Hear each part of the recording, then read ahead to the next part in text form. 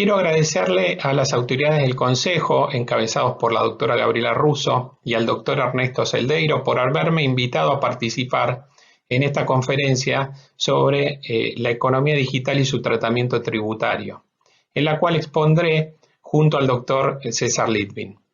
Asimismo, me parece importante agradecer a todos los empleados del Consejo que siempre nos brindan las cuestiones técnicas y logísticas para que podamos realizar estas conferencias y presentaciones. El tema del que voy a ocuparme ahora es el tratamiento de los servicios digitales prestados por sujetos del exterior en el IVA y posteriormente me voy a referir al impuesto país. Primero es oportuno recordar que la Ley 27430, Reforma Tributaria, incorporó un inciso M al apartado 21 del inciso E del artículo 3 de la Ley de IVA y a través de esta incorporación define qué son los servicios digitales. Antes los servicios digitales no estaban expresamente definidos, sin embargo encuadraban dentro de este artículo 3 inciso E punto 21. Básicamente podríamos decir que se consideran servicios digitales aquellos que se descargan, visualizan, utilizan a través de la red internet o alguna red similar que requieran la mínima intervención humana y estén básicamente automatizados. La ley enumera 14 ejemplos de servicios digitales. Es importante mencionar que estos son justamente ejemplos, es decir, es un listado enunciativo, no es taxativo. Lo que buscó el legislador es incluir todos los servicios digitales que se conocían al momento de la ley, pero dio una definición amplia porque pueden surgir nuevos servicios digitales en el futuro. Sin embargo, cuando analizamos esos ejemplos, vemos que hay un servicio, por ejemplo, que no está contenido en esa enumeración, que es el servicio de VPN, ¿sí? Ese túnel encriptado que uno puede contratar para para hacer más seguras las comunicaciones, por ejemplo, ese servicio no está dentro de los 14 enunciados. Sin embargo, como la definición es general, va a encuadrar dentro de la definición de servicios digitales. Además, también es importante decir que la ley contempla o establece que si son prestados estos servicios por un sujeto residente o domiciliado en el exterior, se entiende en todos los casos prestado en el exterior. En consecuencia, aquí tiene algunos logos de servicios digitales, que son los que habitualmente uno puede contratar, una empresa puede contratar. Hay determinados servicios que pueden ser gratuitos.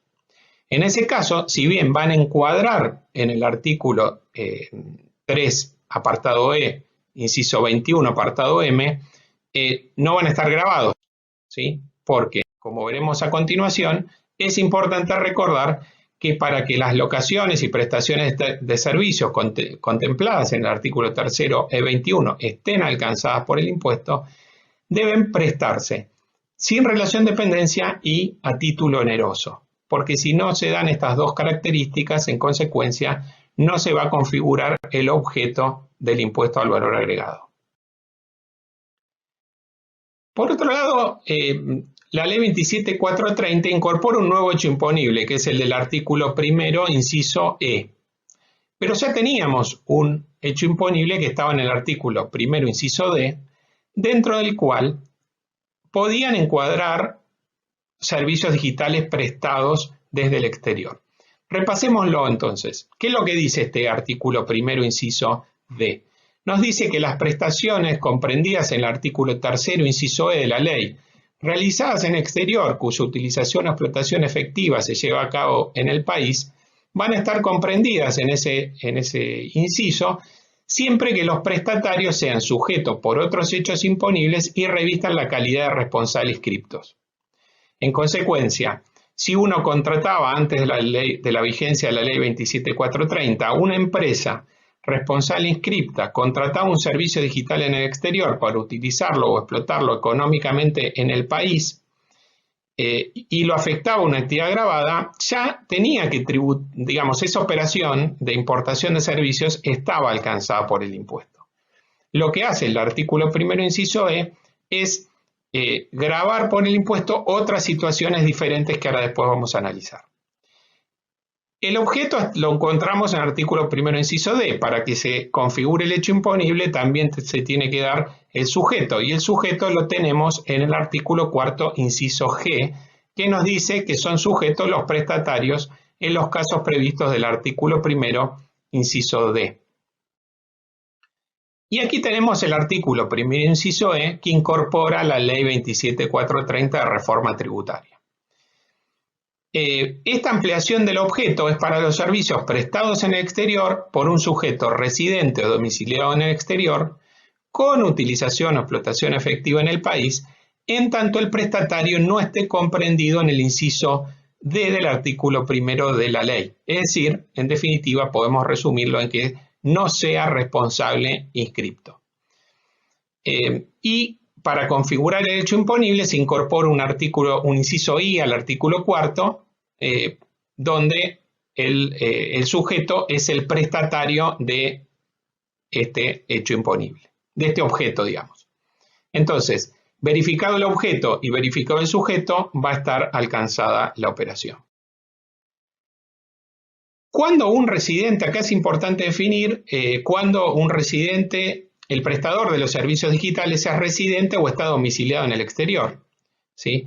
Porque si no lo es, entonces no va a encuadrar este hecho imponible dentro del artículo primero inciso E. Y lo que hace el decreto reglamentario es definirlo por la negativa, ¿sí? Lo que nos dice es, no es un residente o domiciliado en el exterior si está comprendido en el artículo cuarto de la ley de IVA y reviste la condición de residente de acuerdo a las normas de impuesto a las ganancias o cuenta con un lugar fijo en el país. Es decir, que si se da alguna de estas circunstancias, es sujeto al artículo cuarto y es residente para la ley de impuesto a las ganancias o tiene un lugar fijo en el país, se considera residente o domiciliado en el país para la ley de IVA y en consecuencia no va a encuadrar esa contratación del servicio digital, no va a encuadrar dentro del artículo primero inciso E. Lo que no tenemos hasta ahora es una definición en la ley de IVA de lugar fijo en el país, por lo cual por ahora esto es un poco incierto. A veces puede suceder que hay un prestador de servicios de streaming, de películas por ejemplo, que lo que hace es, está situado en el exterior, ese sujeto, pero por un tema para que se puedan acceder desde el país más rápidamente a los catálogos de películas o de músicas, lo que hace es hacer un acuerdo con una empresa de Argentina, por ejemplo, para alojar catálogos en un servidor argentino. Y entonces cuando nosotros contratamos a ese sujeto del exterior que nos presta el servicio de streaming, en realidad quizás estamos accediendo a ver una película que está en un servidor argentino. Entonces, ¿puede considerarse ese servidor un lugar fijo en el país? Porque si lo fuera, si encuadrara dentro de esta definición, en consecuencia, el hecho imponible de esta prestación del servicio digital no estaría comprendida en el artículo primero, inciso E. ¿Cómo podemos resumir entonces a los servicios digitales prestados en el exterior? Podríamos decir, si están prestados en el exterior con utilización o explotación efectiva en el país y el prestatario es responsable inscripto y sujeto por otros hechos imponibles, encuadra en el primero inciso D. Si es consumidor final, exento, monotributista, no alcanzado, sujeto no categorizado, va a encuadrar dentro del artículo primero inciso E. Entonces, si encuadra dentro del primero E, el prestatario, el que recibe el servicio, es responsable inscripto y sujeto por otros hechos imponibles, está grabada esa operación. Sin embargo, vamos a tener que analizar, ¿a qué afecta ese servicio digital? Si lo afecta a la actividad grabada, se va a tributar en forma íntegra, ¿sí? Sobre el total, sobre la base imponible total de ese servicio. Si lo afecta a operaciones grabadas, exentas y o no alcanzadas, va a tributar, está ese servicio digital grabado, pero de acuerdo al artículo agregado a continuación del 65, la base imponible va a estar formada por la parte del servicio exclusivamente vinculado a la actividad grabada. Y la parte vinculada a la actividad exenta o no alcanzada, sobre eso no se va a tributar el impuesto. Y si el servicio digital es contratado por un responsable inscripto y sujeto por otros hechos imponibles, pero lo afecta exclusivamente a una actividad exenta o no alcanzada, en ese caso la operación está alcanzada por el IVA, pero la base imponible va a ser cero, conforme, como dije, el artículo agregado a continuación del 65 del decreto reglamentario. En nuestra opinión, ese artículo 65.1 o agregado a continuación del 65 excede el marco legal, por lo cual podría ser vulnerar el principio de legalidad. ¿Y qué ocasiona esto? Y bueno, ocasiona una afectación del principio de neutralidad. ¿Sí? ¿Por qué? Porque a un responsable inscripto sujeto por otros hechos imponibles que vaya a afectar un servicio digital a una actividad exenta o no alcanzada, le puede ser conveniente contratarlo a un sujeto del exterior que contratarlo a un sujeto del país. Y esto no debería, por los principios que rige la ley de IVA, no debería suceder. Y por último teníamos al nuevo hecho imponible del artículo primero inciso E, cuando el prestatario era consumidor final, exento, monotributista, no alcanzado o sujeto no categorizado. En ese caso va a estar grabado en todos los casos, no va a suceder esto como sucede con el hecho imponible del artículo primero inciso D. Otra cuestión importante que incorporó la ley 27430 fue una definición de utilización o explotación efectiva, que la doctrina la venía solicitando desde hacía muchísimos años. Y esto es muy positivo. ¿Sí? Lo que incorpora es que se considera que existe utilización o explotación efectiva en la jurisdicción en que se verifique la utilización inmediata o el primer acto de disposición del servicio por parte del prestatario, aun cuando de corresponder este último lo destine al consumo. Por otro lado, también la ley 27430 incorpora presunciones de utilización o explotación efectiva. Y estas presunciones son de dos tipos. Unas son las que admiten prueba en contrario y otras son las que no admiten prueba en contrario. Las que están vinculadas al artículo primero inciso D de la ley de IVA admiten prueba en contrario. Es decir, se presume la utilización o explotación efectiva en un determinado lugar, pero se puede mostrar que no fue ahí, en esa jurisdicción. En cambio, en los servicios digitales del artículo primero inciso primero inciso E, no se permite la prueba en contrario. Es decir, es una presunción iure et de iure. En consecuencia, para los del artículo primero inciso E, recordamos, servicio prestado en el exterior con utilización o explotación efectiva en el país cuando el prestatario sea responsable inscripto y sujeto por otros hechos imponibles. Se presume que se utiliza en la jurisdicción donde se verifique. Si el servicio fue recibido a través de la utilización de teléfonos móviles en el país identificado por el código del teléfono móvil de la tarjeta SIM. Y si los servicios se recibieron mediante otros dispositivos en el país de la dirección IP de los dispositivos electrónicos del receptor de esos servicios. La dirección IP es esa dirección, por ejemplo, que adquiere una computadora cuando la conectamos a Internet. ¿Sí? Entonces, veamos un ejemplo. Imaginemos que la empresa donde trabajamos, nuestra empresa, nos envía al exterior a realizar un curso de capacitación. Y cuando estamos en el exterior, necesitamos bajar una aplicación que va a pagar la empresa porque se va a utilizar para la actividad que estamos realizando en el exterior, en ese curso, y en consecuencia con el teléfono que nos provee la empresa, que es un teléfono argentino y que lo podemos utilizar en el exterior porque hemos contratado el servicio de roaming o un abono que así lo admita, bajamos esa aplicación. Una aplicación paga, porque si fuera una aplicación gratuita, ya dijimos que no están alcanzadas por el IVA, porque no se da el título oneroso de esa prestación. Entonces, bajamos la aplicación. ¿Qué sucede? Esa aplicación se baja en un teléfono móvil que tiene una tarjeta SIM con código de país Argentina.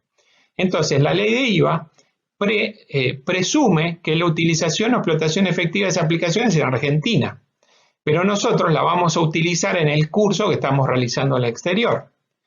En consecuencia, como se admite prueba en contrario, nosotros podremos demostrar, tendremos que ver la manera de hacerlo, ante una verificación de la AFIP, podremos demostrar que ese servicio digital fue utilizado en el exterior. En cambio, como adelanté, en el caso del hecho imponible del artículo primero, inciso E, la presunción no admite prueba en contrario, ¿sí? Entonces, si se da la presunción que indica la ley, se considera utilización o explotación efectiva en el país. ¿Y cómo son estas presunciones? Bueno, la presunción es que se considera que hay utilización explotativa, utilización o explotación efectiva en la Argentina cuando en la Argentina se encuentre la dirección IP del dispositivo utilizado por el cliente o código país de la tarjeta SIM, o la dirección de facturación del cliente, o la cuenta bancaria utilizada para el pago, la dirección de facturación del cliente con que cuenta el banco o entidad emisora de la tarjeta de crédito o débito con que se paga. En consecuencia, imaginémonos que nos vamos de vacaciones, nos vamos a alguna isla del Caribe, y cuando estamos en esa isla del Caribe, queremos suscribirnos a un servicio de streaming de música. Y en consecuencia, tenemos supongamos un dispositivo, una tableta que no tiene tarjeta SIM, nos conectamos por Wi-Fi a la red Wi-Fi del hotel y bajamos, digamos, y nos damos de alta en ese servicio de streaming. Y colocamos nuestra tarjeta de crédito argentina para pagar el servicio de streaming por única vez. Supongamos que lo vamos a usar solamente cuando estemos en el exterior. En ese caso, esto es un servicio digital que va a encuadrar en el artículo 3º, inciso E, tercero inciso E, apartado 21, inciso M. ¿Y qué es lo que sucede? El servicio está utilizado en el exterior, pues nosotros lo vamos a usar en esa isla que estamos de vacaciones. Sin embargo, como estamos pagando con nuestra tarjeta de crédito argentina, la ley de impuesto al valor agregado presume, sin admitir prueba en contrario, que la utilización o explotación efectiva es en la Argentina. Entonces, como vamos a ver más adelante, cuando volvamos a Argentina, nos llegue el extracto de la tarjeta de crédito, el banco nos va a estar cobrando el impuesto al valor agregado y no podremos hacer ninguna objeción a este cobro. ¿Cuándo nace la obligación tributaria en el caso de estos servicios? Bueno, de acuerdo al artículo 5º, inciso I, en el momento en que finaliza la prestación de servicio o en el momento del pago total o parcial, lo que suceda antes. Y cuando el impuesto lo tiene que ingresar el prestatario, acá estamos hablando del artículo de los hechos imponibles del artículo 1º, inciso E, ¿sí? Cuando el impuesto lo tenga que pagar el prestatario, el artículo agregado a continuación del 26 del decreto reglamentario nos dice que se considera que finaliza el servicio al momento del plazo fijado para el pago. Por otro lado, nos parece importante recordar también que hay una exención para determinados servicios digitales, que es el acceso o la descarga de libros digitales. Esta exención fue incorporada por la ley 27430 también, que agregó un punto 29 al inciso H del artículo 7º. En consecuencia, cuando accedemos o descargamos a un libro digital, ese servicio digital está exento del impuesto al valor agregado.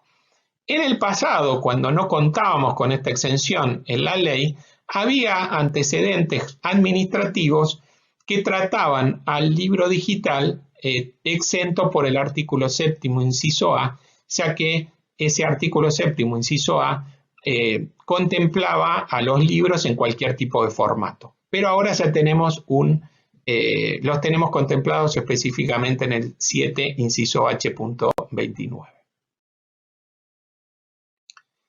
¿Cómo se liquida el impuesto? Bueno, en el caso de servicios digitales del artículo 1º, inciso D, esto viene hace larga data ya la forma de liquidar e ingresar, lo reglamenta la Resolución General 549 de la AFIP. y nos dice que el ingreso lo tiene que hacer el prestatario dentro de los 10 días hábiles administrativos de nacida la obligación tributaria. Para el caso que no lo haya ingresado el prestatario, intervenga un banco cuando se hace la transferencia al exterior, por ejemplo, por el sector de comercio exterior, es la entidad financiera quien va a actuar como agente de percepción. Ahora, ¿qué sucede? Estos sujetos, recuerden, servicio prestado digital, prestado en el exterior con utilización y explotación efectiva en el país, y el prestatario es responsable inscripto, sujeto por otros hechos imponibles, ingresa el impuesto y ese impuesto después lo puede computar como crédito fiscal. Entonces, ¿cuándo lo computa el impuesto? Bueno, el artículo 12 de la ley de IVA lo que indica es que lo puede computar al periodo fiscal siguiente al nacimiento de la obligación tributaria. ¿Sí? Es decir, que hay un diferimiento. En un mes nace la obligación tributaria, al mes siguiente recién puede computar el crédito fiscal de esa operación. Esto es criticado por la doctrina debido a que digamos, debería poder computar en el mismo periodo fiscal del nacimiento de la obligación tributaria, como sucede con cualquier otro servicio digital prestado por un sujeto del país a otro sujeto del país. ¿Cómo se liquida e ingresa el impuesto comprendido en el artículo primero, inciso E? ¿Quién es el sujeto que está obligado a ingresar el impuesto? Bueno, el sujeto del impuesto es el prestatario, ¿sí? O sea, el prestatario es el sujeto del impuesto. Lo que sucede es que todos sabemos, si cada prestatario contrata un servicio digital que a veces puede costar 99 centavos de dólar a más, pero hay muchos servicios en un rango de 99 centavos de dólar a 9,99, pretender que cada uno de los sujetos, consumidores finales, por ejemplo, que contraten ese servicio, paguen el impuesto, y bueno, es algo que probablemente en la práctica no vaya a suceder. Entonces, lo que establece la ley es que si existe un sujeto, un intermediario que interviene en ese pago, valga la redundancia, el sujeto es el que va a asumir el carácter de agente de percepción. Obviamente, este intermediario tiene que ser un residente domiciliado en el país, porque si no, no se puede exigir un intermediario del exterior que aplique la percepción de un impuesto argentino. O si se lo exige y no lo cumple, probablemente no va a haber forma de lograrlo, que lo haga. Entonces, el fisco dicta la resolución 4240 estableciendo el régimen de percepción del impuesto al valor agregado para estos servicios digitales comprendidos en artículo primero, inciso E. Y lo que hace es crear dos listados. Un listado que está en el apartado A del anexo 2 con una serie de prestadores de servicios que entiende exclusivamente digitales, es decir, estos sujetos entiende el fisco que no se dedican a ninguna otra operación, ni de venta de bienes, ni de prestación de otros servicios no digitales. Y después contempla un apartado B del anexo 2, donde incluye prestadores, que prestan servicios digitales, pero también otro tipo de servicios o también venden bienes. Entonces, ¿qué va a suceder aquí? El intermediario en el pago va a tener que, al momento de analizar los servicios contratados, pagados con tarjeta de crédito, con tarjeta de débito, va a tener que analizar si ese prestador del exterior está o no en el listado del apartado A, está en el listado del apartado B o no está. Y ahora vamos a ver qué es lo que va a hacer. La AFIP en esa resolución establece que el listado va a tener como mínimo una actualización mensual y se va a publicar en la página web del organismo. Si nosotros accedemos al micrositio de IVA en la página web de la AFIP, vamos a encontrar con que la AFIP solamente actualizó en una oportunidad este listado y fue en abril del 2019. La realidad es que parecería ser no tiene sentido la AFIP haberse obligado a hacer una actualización mensual y finalmente no hacerla. Pero bueno, la norma establece eso, que debe actualizarlo por lo menos una vez por mes, aunque no está actualizado hasta, solamente se actualizó una sola vez desde que entró en vigencia el impuesto. Entonces, podemos tener diferentes situaciones. Imaginemos, uno paga con una tarjeta de crédito un servicio digital. Si el prestatario es responsable inscripto, el hecho imponible va a encuadrar dentro del artículo primero, inciso D. En consecuencia, no se va a aplicar una percepción de la resolución 4240. Si el prestatario no es responsable inscripto y el prestador del servicio digital está en el apartado A del anexo 2, entonces ahí el banco, el agrupador, va a hacer la percepción. Si el prestador está en el apartado B del anexo 2, va a hacer la percepción solamente si ese consumo es de hasta $10 o su moneda equivalente o el monto equivalente en otra moneda. Si supera los $10, en consecuencia no va a hacer la percepción. Y si el prestador no está en el listado, cosa que también puede suceder, porque sabemos hay cientos de miles de prestadores de servicios digitales que están en cualquier país del mundo y no hay manera que el fisco pueda tener identificado a todos. En consecuencia, puede haber prestadores de servicios digitales que no están en ninguno de los dos apartados. En ese caso, el agente, el intermediario en el pago, el banco emisor de la tarjeta, el agrupador, no va a aplicar ninguna percepción. Entonces, ¿qué pasa? Si es un servicio digital y no se aplica la percepción, ¿no se paga el impuesto?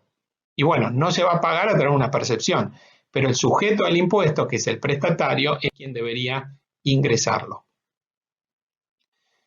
Tipo de cambio. Se toma el tipo de cambio Banco Nación al cierre de día hábil inmediato anterior a la fecha de emisión del resumen, liquidación y o documento equivalente emitido por el intermediario. Y es decir, cuando se emite la liquidación de tarjeta de crédito, este tipo de cambio toma el emisor. Ahora, ¿qué alícuota aplica? Cuando vamos a leer la resolución, encontramos que no establece ninguna alícuota, una cosa que llama mucho la atención, pero no lo establece. ¿Y cuál es la alícuota que se aplica entonces? El 21%. ¿Sí? Vamos a ver en todos los resúmenes, alícuotas del 21%. ¿Está bien eso? Y no, porque puede haber alguna prestación de un servicio digital grabado al 5% o al 10,5% de acuerdo a lo que establece el artículo agregado a continuación del 28. En consecuencia, para nosotros deberían existir diferentes alícuotas, pero no existen. No se menciona la alícuota y en la práctica se aplica directamente el 21%. Y esto se consultó en una mesa de diálogo con el fisco y el fisco dijo que directamente la alícuota era el 21%, que todos los servicios digitales quedaban alcanzados al 21%. No admitió en principio una alícuota diferente. Como dijimos, puede ser que no haya una percepción por distintas maneras, por distintas razones. Por ejemplo, porque no haya un intermediario en el pago residente o domiciliado en el país. Imaginemos que tenemos una tarjeta de crédito emitida por un banco del exterior, contratamos el servicio de streaming de música que escuchamos aquí en la Argentina en nuestro teléfono celular con tarjeta SIM argentina. No hay duda ahí que esa operación encuadra dentro del artículo primero, inciso E de la ley, está grabado y hay que pagar el impuesto. Pero lo pagamos con una tarjeta del exterior, con lo cual el banco del exterior no va a aplicar la percepción. ¿Qué se hace en ese caso? ¿Qué se hace cuando hay un intermediario en el pago, residente o domiciliado en el país, pero este no debe actuar? Porque ese sujeto del exterior no está en ninguno de los dos listados de los apartados A y B, o está en el B, pero el consumo es de $20, supongamos. En estos casos, el obligado a ingresar el impuesto es el prestatario, somos nosotros, ¿sí? Debemos generar un BEP e ingresar el impuesto. Ahora, ¿qué sucede si el intermediario no actuó por error? Es decir, está el proveedor en el apartado A del anexo 2 o está en el B del anexo 2 y el consumo es hasta $10. El intermediario tiene que actuar, pero no actúa por error. ¿tiene obligación el prestatario de ir a ingresar el impuesto? De acuerdo a la ley, el sujeto es el prestatario. Pero cuando vamos a la resolución que reglamenta la forma de ingreso, no contempla este caso. Por lo cual, uno podría sostener que la AFIP debería reclamarle por responsabilidad solidaria el impuesto no percibido al intermediario y no hay una reglamentación que obligue al prestatario a depositarlo. Esto también se consultó en una mesa de diálogo con la AFIP. La AFIP dijo, no, si el intermediario no actúa, ya sea por error, por omisión, el prestatario tiene que ir a ingresar el impuesto. Pero a nuestro criterio eso no está expresamente contemplado en la norma. ¿Cómo se determina el impuesto en estos casos cuando lo tiene que ingresar el prestatario? Bueno, surge de la base imponible, digamos, de la factura o documento equivalente, y a eso se aplica la alícuota a la que está grabada la operación. Si no hay factura o documento equivalente, o esa no expresa el valor corriente de plaza, se debería tomar el valor corriente en plaza, salvo prueba en contrario. Recordemos que por el fallo Puentes del Litoral de la Corte Suprema de Justicia de la Nación, también habría que considerar como base imponible de impuesto al valor agregado el gross INAP, si es que el prestatario argentino tiene que hacerse cargo del impuesto a las ganancias porque el prestador de los servicios digitales no acepta la retención del impuesto argentino. ¿Qué pasa con, digamos, a veces hemos verificado, hemos visto que el intermediario del pago realiza una percepción porque el prestador digamos, el nombre del establecimiento que aparece en la tarjeta de crédito está dentro del apartado A del anexo 2, hace una percepción por este régimen, pero resulta que no se consumió un servicio digital, no se pagó un servicio digital. Por ejemplo, podría aparecer la palabra Apple, ¿sí? Pero puede ser que alguien haya comprado una manzana en una verdulería en el exterior que se llamara Apple. Como está ese nombre en el comercio, el banco emisor de la tarjeta entiende que tiene que hacer la percepción, porque es lo que dice la norma. Y entonces alguien compró una manzana que le costó quizás $1, y como Apple está en el apartado, en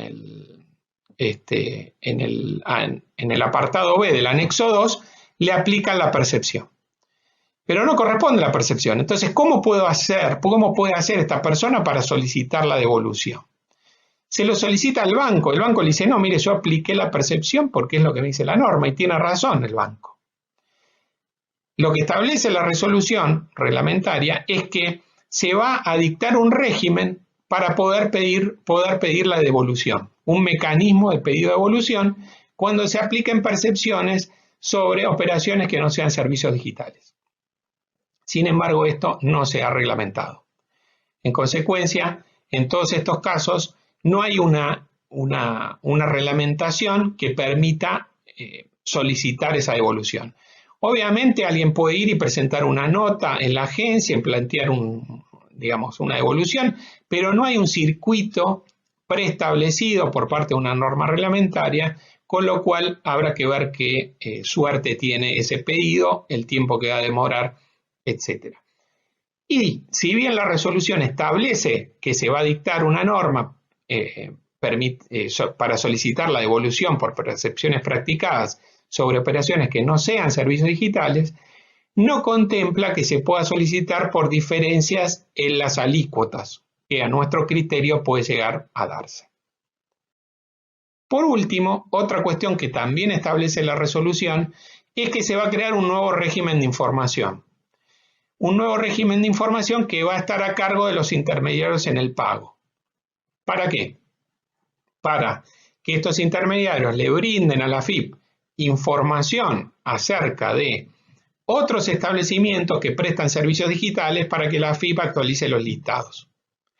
Esto tampoco se ha reglamentado, ¿sí? No existe hoy este régimen de información, y también dudamos en el caso que se reglamente, que los intermediarios en el pago puedan dar esta información, porque los intermediarios en el pago no tienen contacto con los sujetos del exterior, más allá de los códigos de actividad que pueden llegar a tener por las bases de datos, no desconocen si estos sujetos del exterior prestan solo servicios digitales, además de servicios digitales, otros servicios, incluso a veces no saben si los servicios son digitales o no.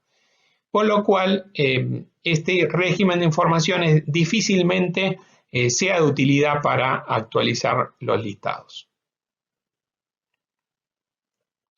Siguiendo con nuestra exposición, ahora nos vamos a